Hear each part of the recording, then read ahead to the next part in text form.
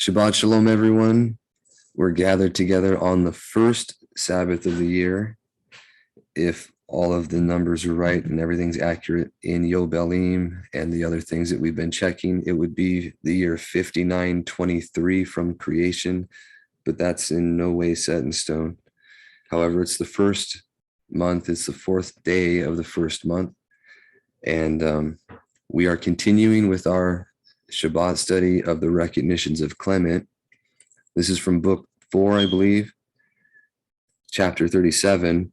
And this is Kepha still preaching and teaching as he's making his way up to Antioch, or north to Antioch from the land of Yisrael there, or Yahuda.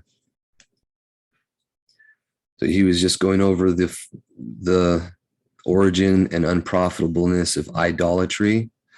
And now he's going to cover the deceptions and suggestions of Satan, or the old serpent. So it says, above all, therefore, you ought to comprehend the deception of the old serpent and his cunning suggestions, who deceives you, as it were, by prudence, and as by a sort of reason creeps through your senses, and beginning at the head, he glides through your inner marrow, accounting the deceiving of you a great gain. Therefore he insinuates into your minds opinions of Elohim of whatsoever kinds, only that he may withdraw you from the belief of Yahuwah Elohim, knowing that your sin is his comfort. For he, for his immorality, was condemned from the beginning to eat dust.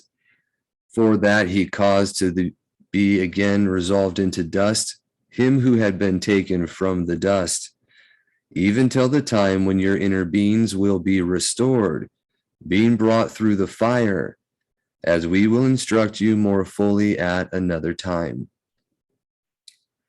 From him, therefore, proceed all the errors and doubts by which you are driven from the belief or the trustworthiness and belief of one Elohim. His first suggestion. And first of all, he suggests to men's thoughts not to hear the words of truth, by which they might put to flight the ignorance of those things that are evils. And this he does as by the presentation of another knowledge, making a show of that opinion that very many hold, to think that they will not be held guilty if they have been in ignorance, and that they will not be called to account for what they have not heard. And thereby he persuades them to turn aside from hearing the word. But I tell you, in opposition to this, that ignorance is in itself a most deadly poison, which is sufficient to ruin the ruach, or spirit, without any aid from without. And this is a difference between, there is a difference between ignorance and what they call nescience, right? It's covered in the exhortation from the Damascus document, where it mentions that Dawid was not held accountable for the accumulation of many wives, even though it was strictly prohibited in the book of the law, because the book of the law was hidden in the Ark of the Covenant from the death of Eleazar and Yahushua until the coming of Zadok.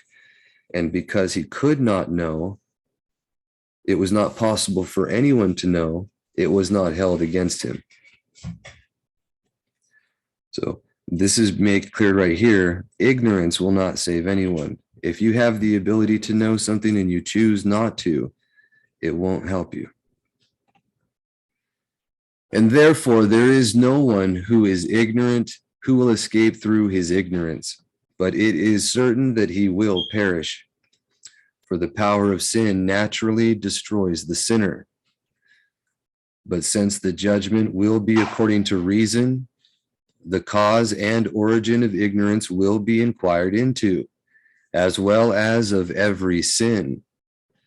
For he who is unwilling to know how he may obtain to life, and prefers to be in ignorance, lest he thereby be made guilty, is from this very fact judged as if he knew and had knowledge.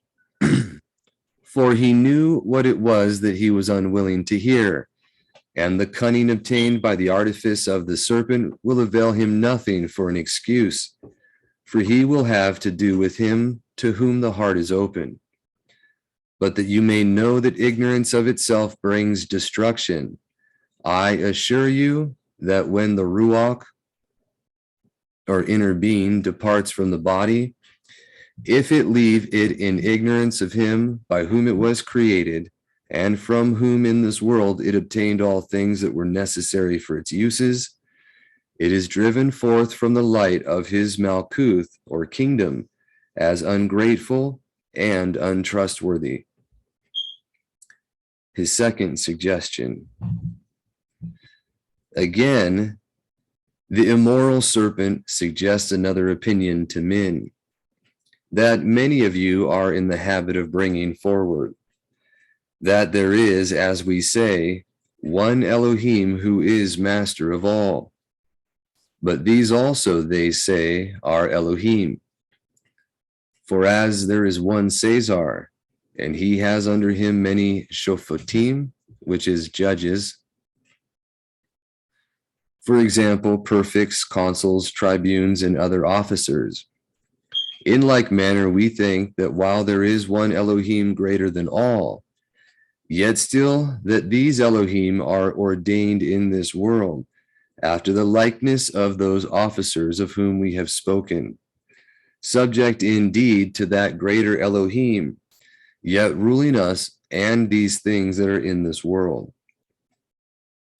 In answer to this, I will show you how, in those very things that you propose for deception, you are confuted by the reasons of truth.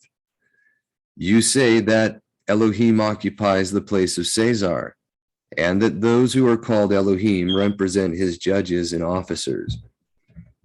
Hold then as you have adduced it, by the example of Caesar, and know that as one of Caesar's judges or administrators, as prefects, proconsuls, generals, or tribunes, may lawfully take the name of Caesar, or else both he who should take it and those who should confer it should be destroyed together. So also in this case you ought to observe that if anyone give the name of Elohim to any but Yahuwah himself, and he accept it, they will partake one and the same, or they will partake in one and the same destruction, by a much more terrible fate than the servants of Caesar. Just a moment. Sorry about that. Backing up a little. It says, hold then, as you have adduced it, by the example of Caesar, and know that as one of Caesar's judges or administrators, as prefects, proconsuls, generals, or tribunes, may lawfully take the name of Caesar, or else both he who should take it and those who should confer it should be destroyed together. So also in this case you ought to observe that if anyone give the name of Elohim to any but Yahuwah himself, and he accept it, they will partake one and the same, or of one and the same destruction, by a much more terrible fate than the servants of Caesar. For he who offends against Caesar will undergo corporal destruction or bodily destruction, but he who offends against him who is the sole and true Elohim will suffer ageless punishment, and that deservedly, as having injured by wrongful condition the name that is unique. Although this word Elohim is not the name of Elohim, but meantime that word is employed by men as his name. Therefore, as I have said, when it is used reproachfully, that reproach is referred to the injury of the true name. In short, in ancient Mitzrayim, or Mitzrayim, if you will, who thought that they had discovered the theory of the Shamayim revolutions and the nature of the stars. Nevertheless, through the demons blocking up their senses, subjected the true name Yahuwah to all kinds of indignity. And if you're familiar, there's some people have actually denied our Creator's name because there's idols in Mitzrayim, Egypt, that have his name on it.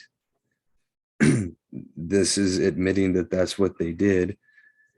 And that's another reason why he showed his power through them, and they were punished in such a manner, also judged according to their idols, just like Rome is, that you see throughout Revelation in the anti-Mashiach or Antichrist for Dummies videos. You also see that distinctly spoken of in the Chokmah Shalomo, or Wisdom of Solomon. But he says, for some taught that their ox, which is called Apis, ought to be worshipped. Others taught that the he-goat, others that cats, the ispis, a fish also, a serpent, onions, drains, and the breaking of wind ought to be regarded as mighty ones, and innumerable other things which I am ashamed even to mention. When Kepha was speaking thus, all we who had heard him laughed. Then said Kepha, you laugh at the absurdities of others because through long custom you do not see your own. For indeed it is not without reason that you laugh at the folly of the Mitzrayim, who worship dumb animals, while they themselves are rational. But I will tell you how they also laugh at you. For they say we worship living animals, though mortal, but you worship and adore things that were never alive at all. They add this also, that they are figures and allegories of certain powers by whose help the race of men is governed. Taking refuge in this for shame, they fabricate these and similar excuses, and so endeavor to screen their error. But this is not the time to answer the Mitzrayim, and leaving the care of those who are present to heal the disease of the absent. For it is a certain indication that you are held to be free from sickness of this sort, since you do not grieve over it as your own, but laugh at it as that of others. But let us come back to you, whose opinion it is that Elohim, or that Yahuwah, should be regarded as Caesar, and the false mighty ones, as if they were the ministers and deputies of Caesar. Follow me attentively, and I will presently show you how the lurking places of the serpent, which lie in the crooked windings of this argument. It ought to be regarded by all as certain and beyond doubt that no creature can be on a level with Elohim, because he was made by none, but he made all things. Nor indeed can anyone be found so irrational as to suppose that the thing made can be compared with the maker. If therefore the mind of man, not only by reason, but even by a sort of natural instinct, rightly holds this opinion, then how can it be supposed that that which is called Elohim, to which nothing can be compared or equaled, but that exceeds all and excels all, how can it be supposed that that name that is above all is rightly given to those false Elohim, or false mighty ones, whom you think to be employed for the service and comfort of man's life? But we will add this also. This world was undoubtedly made and is corruptible, as we will show more fully as we go along. In the meantime, it is admitted both that it has been made and that it is corruptible. If therefore the world cannot be called mighty Elohim, and rightly so, because it is corruptible, how will parts of the world take the name of Elohim? For inasmuch as the whole world cannot be Elohim, much more its parts cannot. Therefore, If we come back to the example of Caesar, you will see how far you are in error. It is not lawful for anyone, though a man of the same nature with him, to be compared with Caesar. Do you think then that anyone ought to be compared with Elohim, who excels all in this respect, which he was made by none, but he himself made all things? But indeed, you dare not give the name of Caesar to any other, because he immediately punishes the one who offends against him. Yet you dare give that of Elohim to others, because he delays the punishment of offenders against him, in order to give them time for their repentance. Third suggestion. Through the mouths of others, also that serpent is prone to speak in this manner. We adore visible images in honor of the invisible Elohim. Now this is most certainly false. For if you really desired to worship the image of Elohim, you would do good to man, and so worship the true image of Elohim in him. And notice he doesn't make it conditional to men that are nice, or men that are good to you, or men that you think are worthy of it, because our Mashiach, he commends those who do right for those who persecute, hate, speak evil, and afflict them. And then he set the example of that, where while he was on going to the execution stake or suffering for it, he says, forgive them, for they know not what they do. Right? Did not revile his accusers, did not return evil for evil. And he set the example for us to follow. For the image of Elohim is in every man, though his likeness is not in all, but where the inner being is benign and the mind pure.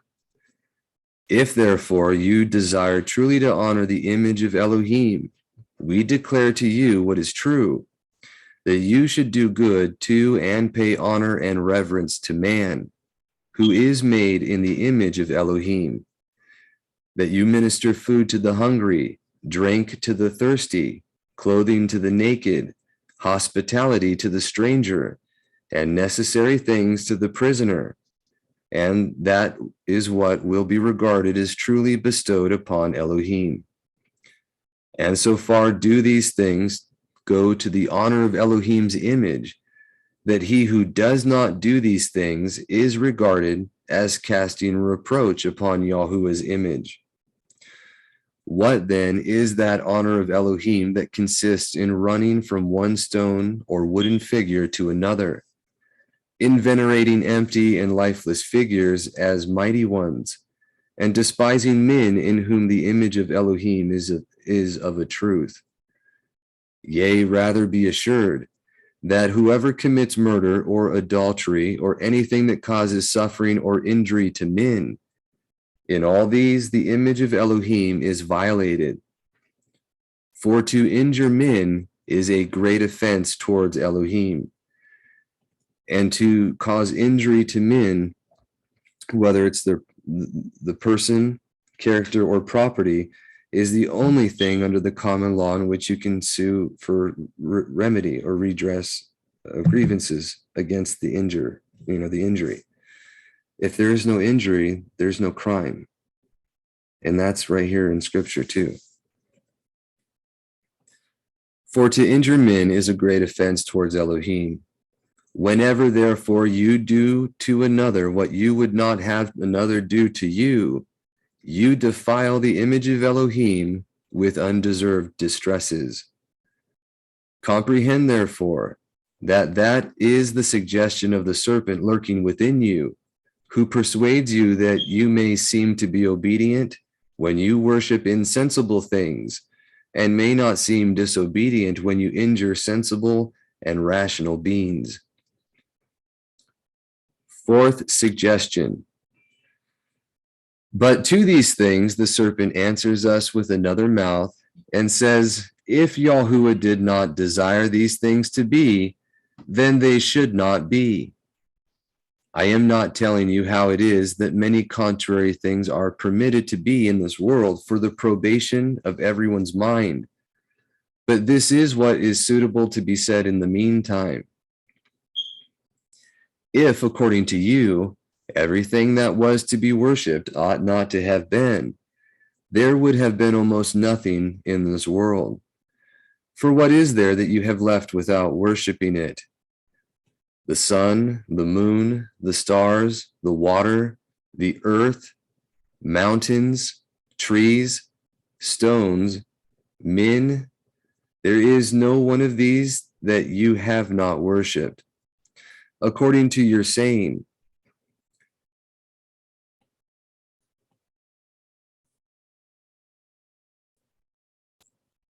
sorry about that. Therefore, none of these ought to have been made by Elohim, that you might not have anything that you could worship. Yea, he ought not even to have made men themselves to be the worshippers. But this is the very thing that the serpent that lurks within you desires, for he spares none of you. He would have no one of you escape from destruction, but it will not be so. For I tell you that not that which is worshipped is at fault, but he who worships. For with Yahuwah is righteous judgment, and he judges in one way the sufferer, and in another way the doer of wrong. The fifth suggestion. And that's just another way of saying everyone gets according to what they deserve, right? But you say, then those who adore what ought not to be adored should be immediately destroyed by Elohim, to prevent others doing the like.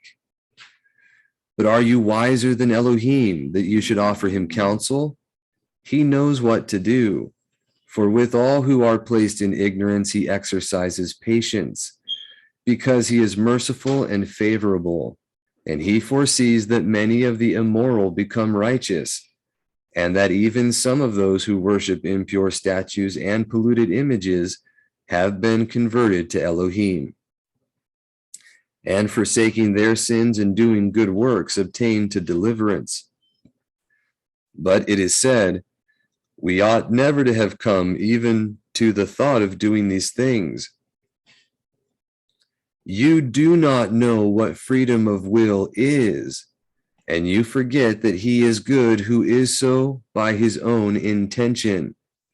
But he who is retained in goodness by necessity cannot be called good, because it is not of himself that he is so.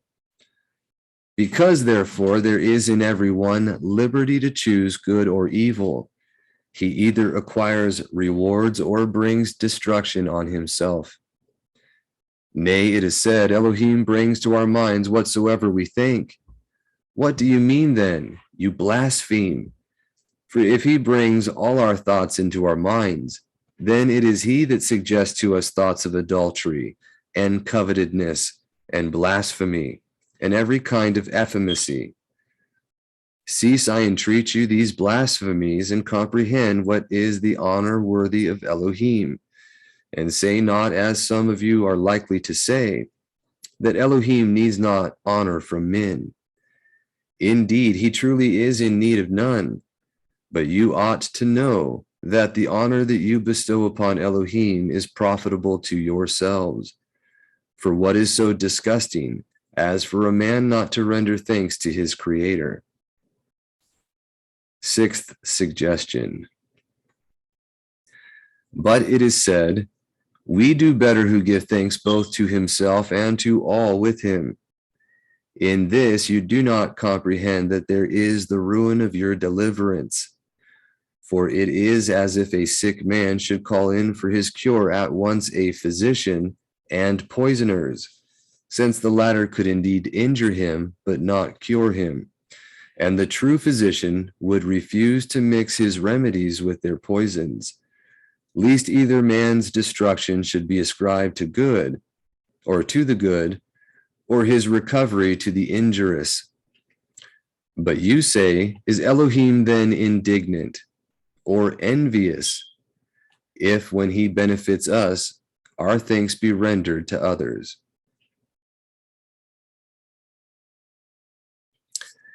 Even if he is not indignant, at all events, he does not desire to be the author of error, which by means of his work credit should be given to a vain idol.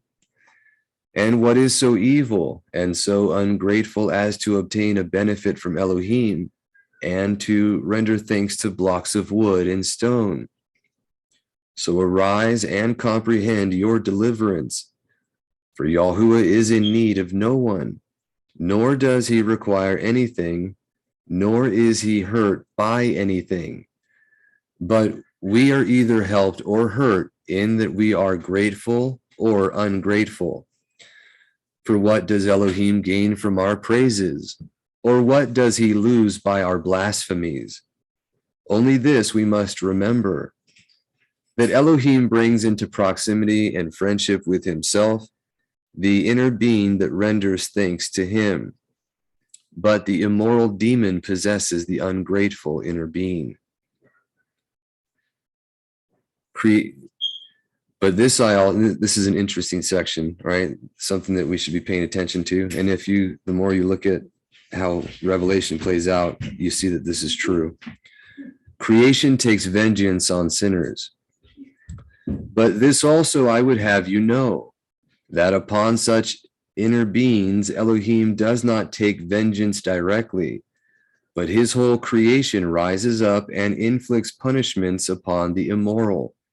And although in the present world, the goodness of Yahuwah bestows the light of the world and the services of the earth alike upon the obedient and the disobedient, yet not without grief does the sun afford his light, and the other elements perform their service to the disobedient. And in short, sometimes even in opposition to the goodness of the Creator, the elements are wearied by the crimes of the immoral. And from there it is that either the fruit of the earth is blighted, or the composition of the air is corrupted, or the heat of the sun is increased beyond measure, or there is an excessive amount of rain or of cold. From there, pestilence, famine, and death in various forms stalk forth. For the creation hastens to take vengeance on the immoral.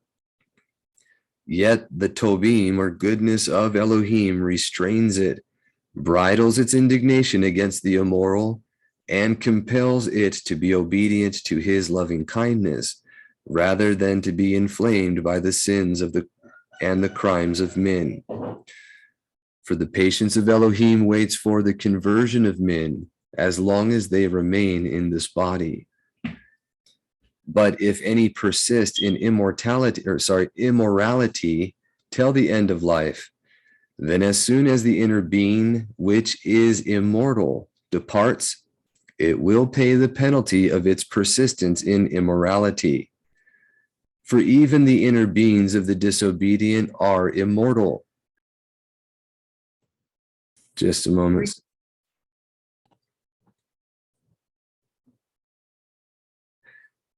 To continue here, it says, for even the inner beings, it says spirits right here, but for whatever reason, this translation regularly puts spirits where it should say inner beings because they are distinct and separate.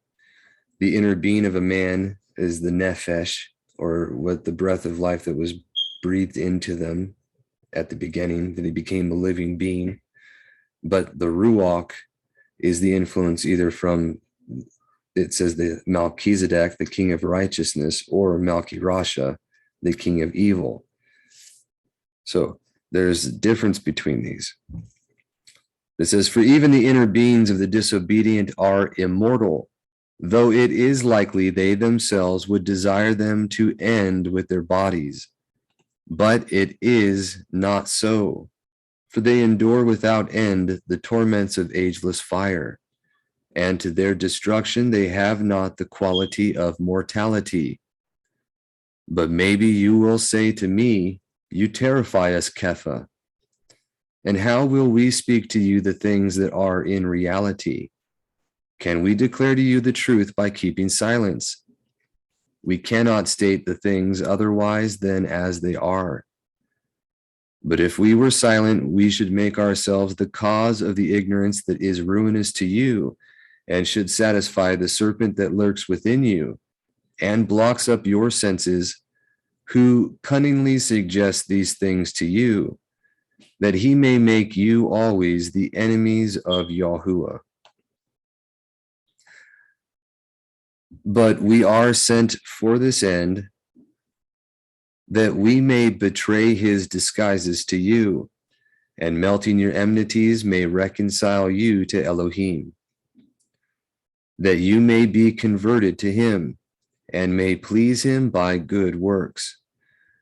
For man is at enmity with Elohim, and is in an unreasonable and rebellious state of mind and immoral disposition towards him, especially when he thinks that he knows something and yet is in ignorance. But when you lay aside these and begin to be pleased and displeased with the same things that please and displease Yahuwah, and to will what Yahuwah wills, then you will truly be called his Havarim, or friends. But maybe some of you will say, Elohim has no care for man's things, and if we cannot even obtain to the knowledge of him, how will we obtain to his friendship?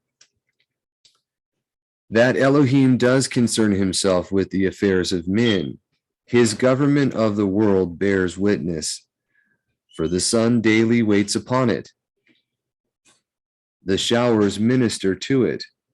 The fountains, rivers, winds, and all elements attend upon it. And even more, these things become known to men. And the more these things become known to men, the more do they indicate Yahuwah's care over men. For unless by the power of the Most High, the more powerful would never minister to the inferior. And by this Elohim is shown to have not only a care over men, but some great affection, since he has disputed such noble elements to their service. But that men may also obtain to the friendship of Elohim is proved to us by the example of those to whose prayers he has been so favorable that he has withheld the sky from rain when they desired, and has again opened it when they prayed, and many other things. He has bestowed upon those who do his will, which could not be bestowed but upon his friends. And here's another great example. Noah, after the flood, made propitiation and prayed that something like that would never happen again. And he heard his voice, and it never has. He promised him it wouldn't. But you will say, what harm is done to Elohim if these things also are worshipped by us? If any one of you should pay to another the honor that is due to his father, from whom he has received innumerable benefits, and should reverence a stranger and a foreigner as his father, should you not think that he was undutiful towards his father, and most deserving to be disinherited? Others say it is immoral if we do not worship those idols that have come down to us from our fathers, and prove false to the religion bequeathed to us by our ancestors.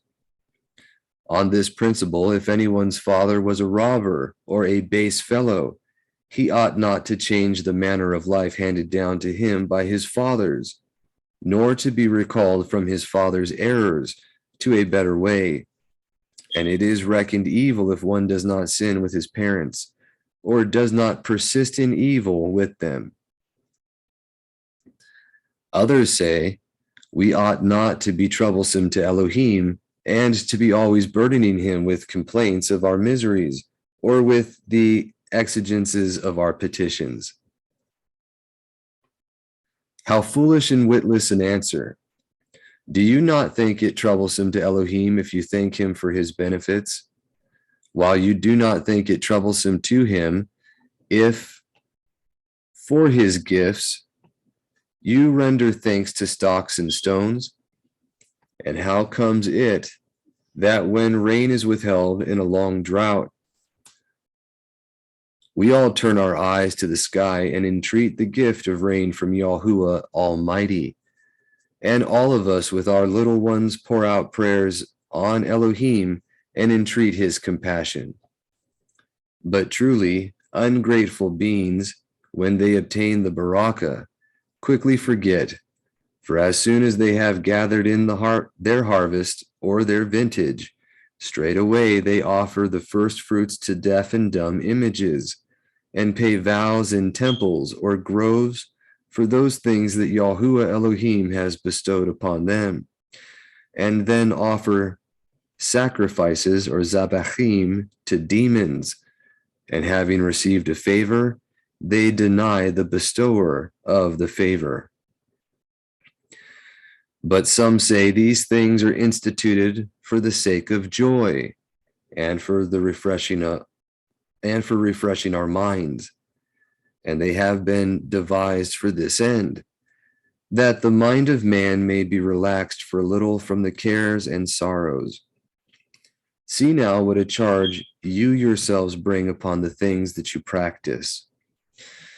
If these things have been invented for the purpose of lightening sorrow and affording enjoyment, how is it that the invocations of demons are performed in groves and woods? What is the meaning of the insane whirlings and the slashing of limbs and the cutting off of members? How is that mad rage is produced in them? How is insanity produced? How is it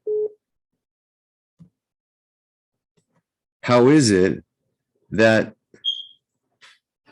sorry, I lost my spot. Oh, there we go. That women are driven violently, raging with disheveled hair, whence shrieking and gnashing of teeth, whence the bellowing of the heart and the bowels, and all those things that, whether they are pretended or contrived by the ministration of demons, are exhibited to the terror of the foolish and ignorant. Are these things done for the sake of lightening the mind, or rather for the sake of oppressing it? And this would be like the pagan feasts and the things that they would do in the woods and whatnot. They call the Greek version brachionalis or whatever. Later on, they turned it into party festivals and stuff that were more common in cities. But it says, do you not yet perceive nor comprehend that these things are the counsels of the serpent lurking within you, which draws you away from the apprehension of truth by irrational suggestions of errors, that he may hold you as slaves and servants of lust and obscenity and every dishonorable thing? But I protest, which protest came to us from the Latin protestari, and it's actually in Revelation, and it means to witness, right? But I witness to you with a clear voice of preaching, that on the contrary, obeying Yahuwah's Torah calls you to sobriety and modesty, orders you to refrain from effeminacy and madness, and by patience and gentleness to prevent the inroads of anger, to be content with your own possessions and with the virtue of frugality, not even when driven by poverty to plunder the goods of others, but in all things to observe right ruling, to withdraw yourselves wholly from the idol zebachim or sacrifice, for by these things you invite demons to you, and of your own accord give them the power of entering into you. And so you admit that which is the cause either of madness or of false love removed from Torah. meaning love that isn't reproving your neighbor for their sins. Hence is the origin of all immorality, hence murders, adulteries, thefts, and a nursery is formed of all evils and immoralities, while you indulge in profane libations and odors, and give immoral ruach oath or spirits an opportunity of ruling and obtaining some sort of authority over you. For when they invade your senses, what are they doing other than working the things that belong to lust and unrighteousness and cruelty, and compel you to be obedient to all things that are pleasing to them?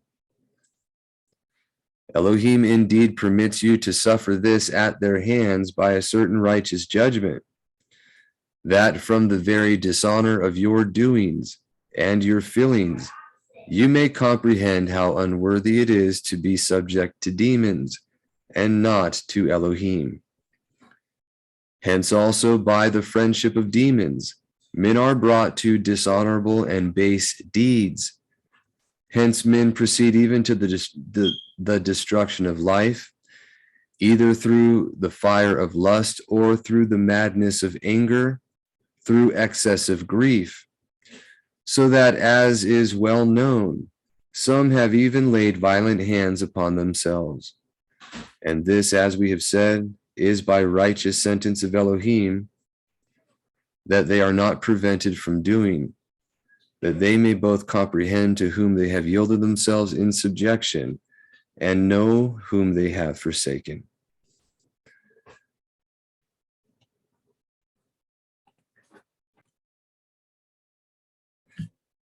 It says, yet someone will say, these passions sometimes befall even those who worship Yahuwah. It is not true, for we say that he is a worshiper of Elohim who does the will of Elohim and observes the precepts of his Torah. For in Elohim's estimation, he is not a Yahudi, or one who praises, confesses, and acknowledges Yahuwah, who is called a Yahudi among men, nor is he a goy or a Gentile that is called a goy. But he who, believing in Elohim, fulfills his Torah and does his will, though he be not circumcised, he is the true worshiper of Elohim, who not only is himself free from passions, but also sets others free from them, though they are so heavy that they are like mountains. He removes them by means of the belief with which he believes in Elohim. Yea, by belief he truly removes mountains with their trees if it be necessary. But he who seems to worship Elohim, but is neither fortified by a full belief, nor by obedience to the commandments, but is a sinner, has given a place in himself by reason of his sins to passions, which are appointed of Elohim for the punishment of those who sin, that they may exact from them the deserts of their sins by means of punishments inflicted, and may bring them purified to the general judgment of all, provided always that their belief do not fail them in their chastisement, which means patiently enduring the things that you have happen to you, right? And again, Sovereign David is an excellent example. How after he was reproved for his sin in the case of Oriyahu and his wife, he showed humility. He was humble. He turned the other cheek. He forgave those that were offensive to him, and he did not retaliate when things happened. He was showing patience and enduring patiently in love the things that happened because he wanted forgiveness. It says, for the chastisement of unbelievers in the present life is a judgment by which they begin to be separated from future birakoth or blessings. But the chastisement of those who worship Elohim while it is inflicted upon them for sins into which they have fallen, exacts from them the due of what they have done, that before their judgment they may pay the debt of their sin in the present life, and may be freed, and be freed at least in half from the ageless punishments that are there prepared. But he does not receive these things as true who does not believe that there is to be a judgment by Elohim, and therefore, being bound by the pleasures of the present life, is shut out from ageless tob, or good things. And therefore we do not neglect to proclaim to you what we know to be necessary for your deliverance, and to show you what is the true worship of Elohim, that believing in Elohim, you may be able, by means of good works, to be heirs with us of the world to come. But if you are not yet convinced that what we say is true, meantime, in the first instance, you ought not to take it amiss and to be hostile to us because we announce to you the things that we consider to be good, and because we do not grudge to bestow also upon you that which we believe brings deliverance to ourselves, laboring, as I have said, with all eagerness, that we may have you as fellow heirs of the Barak oath, or blessings, that we believe are to befall ourselves. But whether those things that we declare to you are certainly true, you will not be able to know otherwise than by rendering obedience to the things that are commanded, that you may be taught by the issue of things and the most certain end of blessedness, or Barak oath. There's another admittance right there that you cannot comprehend things correctly unless you are obedient to the commandments that you know to be written.